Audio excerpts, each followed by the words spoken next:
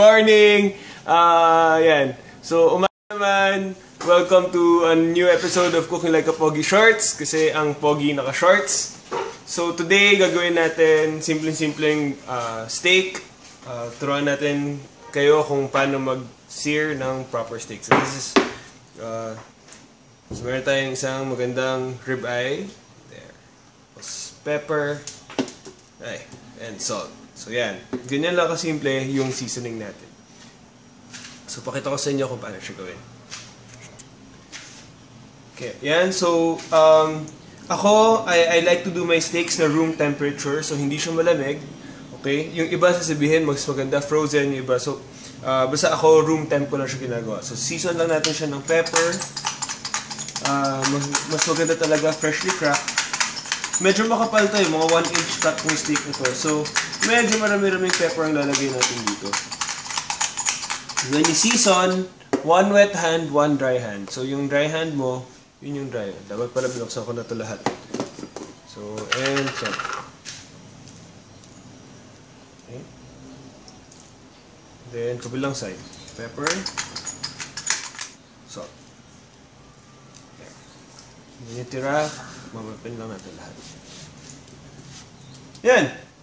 Then we get the grill ready or the stove ready. There, after seasoning your steak, prepare natin yung lulutuan natin. We need a nice heavy pan. Sana stainless kung meron kayo. Yun. And then, yung herbs, this is tarragon and rosemary. Then, garlic, butter, tsaka veg oil. Painitin lang natin yung pan. Veg oil ginagamit ko, hindi olive oil. Kasi olive oil medyo may lasa. So, para hindi niya ma-influence yung lasa ng steak, sayang yung beef. So, yun, veg oil. Yung bawang, hindi mo siya kailangan i-dice, kailangan dudurugin mo lang siya. Okay. Okay, ngayon na mainit na yung pan, lagyan natin yung oil.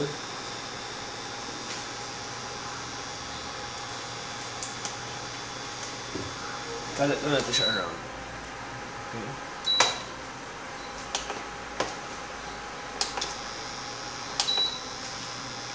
Important dito, super init ng pan mo. Kasi kung hindi siya sobrang init, lalabas yung steak mo kulay gray, hindi siya brown. Masarap sa steak kulay brown. So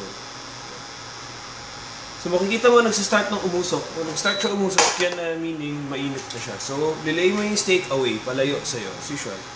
Yun, kailangan marinig mo yung tunog na yun. Pag hindi mo narinig yun, wag mo munang lagay yung steak. Okay?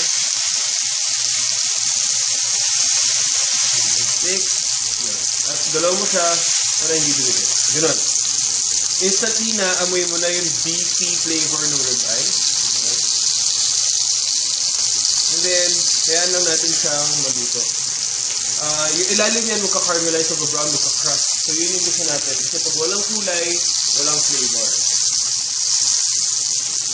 After around 30 seconds, silipin mo lang kung kumuloy na ilalim. There. Yung kailangan mo siyang balik na rin.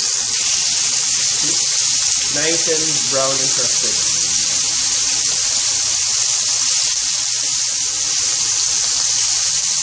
Okay.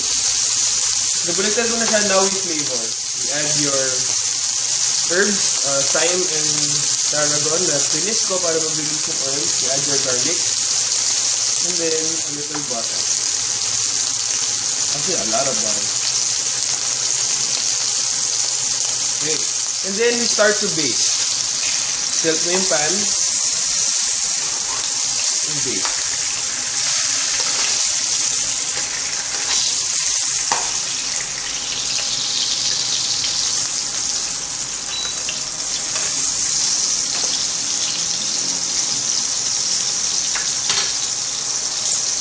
Yan, para pantay luto. After around the same cooking time ng kabila, balik tayo nyo. So, see, there's a nice crust now. Now, just cook it sa doneness na gusto mo, kung gaano mo siya ka-luto gusto. Me, I personally like it medium rare. Some would like it medium well. So, yun lang. Hintayin lang natin siyang maluto kung paano natin siya gusto ka-luto.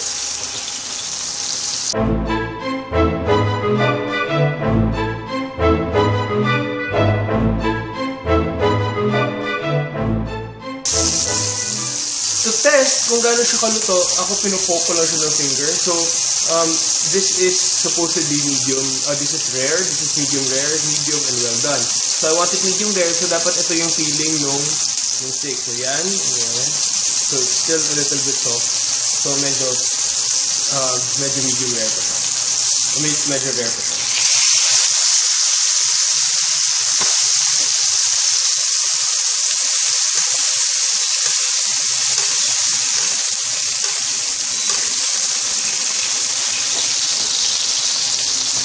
Okay. So there, perfect. So we take it out of the fire and we let it rest. Gaano katagal mo siya rest? Around 10 minutes, 15 minutes. Kung gaano katagal mo siya niluto. Ideally. Oops. So our steak is now resting. Andun na siya sa table. Hinahayaan na natin mag-reabsorb yung juices. So, very important is step to it. Kasi pag hindi mo na-rest yung steaks, paghiwa mo lang sa kanya, sasabog na lahat ng juices, tapos mag-dry yung steak. So, antay lang, konting patience. Alam ko medyo masarap yung steak, so hindi medyo mahirap siya antayin. Antayin lang natin konti. So, yan. Pakaganda nung char, nung crust sa steak natin. So, gawin natin, slice up na lang natin siya para maganda sa presentation. So, slice up. Slice at an angle. Kita nyo kung gaano pa siya ka-pink. And nice.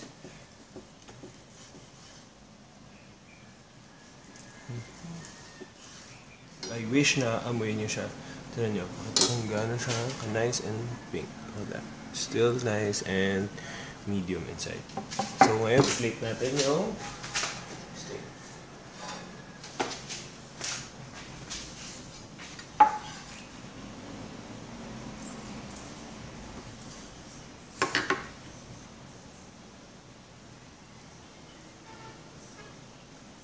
Please you can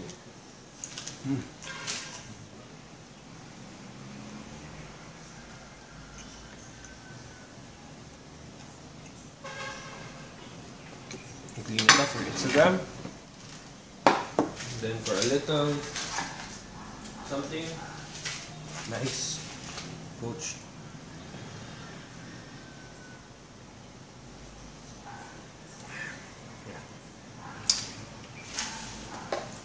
Then you take a picture.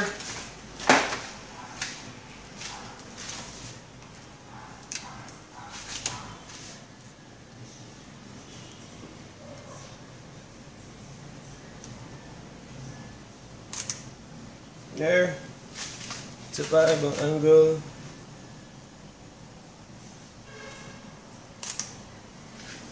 And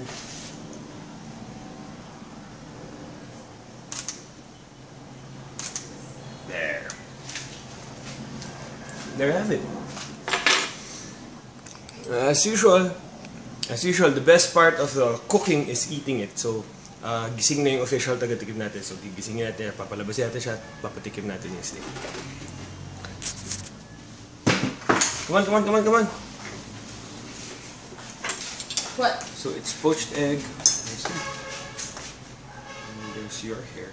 Sorry. You love it.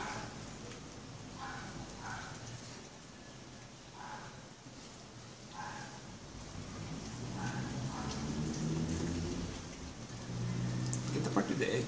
Okay. Where is it? Yeah.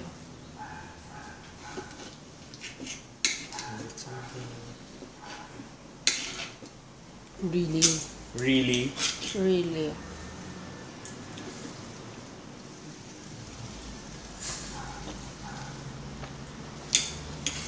Sarap. Sarap, no? I haven't tasted it, and I know it's good. And the dog, Look at this little cutie right there.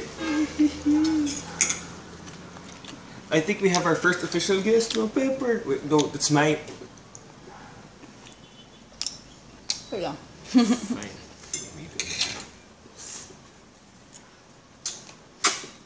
Medyo pepper. I'm sorry, Pepper, hindi ka pwede nito because it's so good.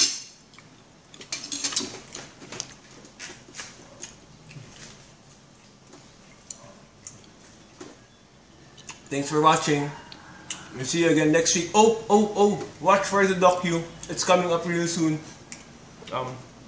Thanks for watching. Make this. Hashtag it on Instagram, Cooking Like a Pogi. Show us, tell us how you did it. Mom.